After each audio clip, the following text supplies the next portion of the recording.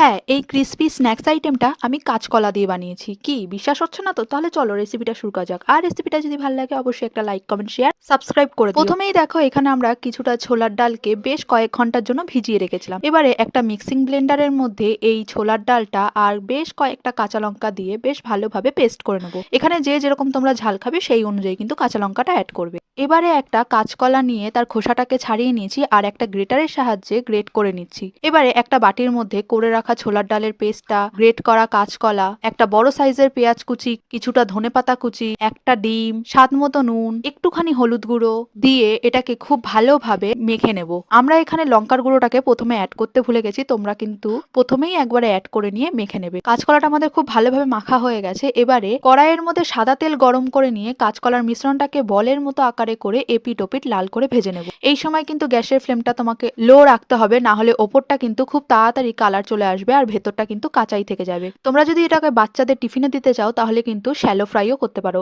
Shallow ফ্রাইতেও কিন্তু এটা খেতে খুব টেস্টি হয়। দেখো আমাদের এখানে সবগুলো কাঁচকলার বল একদম রেডি। এটা কিন্তু খেতে খুব ক্রিস্পি হয়েছিল আর ভেতরটা কিন্তু ঠিক ততটাই সফট হয়েছিল। তোমরাও কিন্তু বাড়িতে ঠিক একবার এইভাবে ট্রাই করো। কাঁচকলা যে পছন্দ না করবে সেও কিন্তু খাবে। তাহলে বলো আজকে আমার এই রেসিপিটা কেমন লাগলো? ভালো লাগলে অবশ্যই একটা লাইক, কমেন্ট, শেয়ার আর সাবস্ক্রাইব করে দিও। দেখা হবে অন্য একটা ভিডিওতে।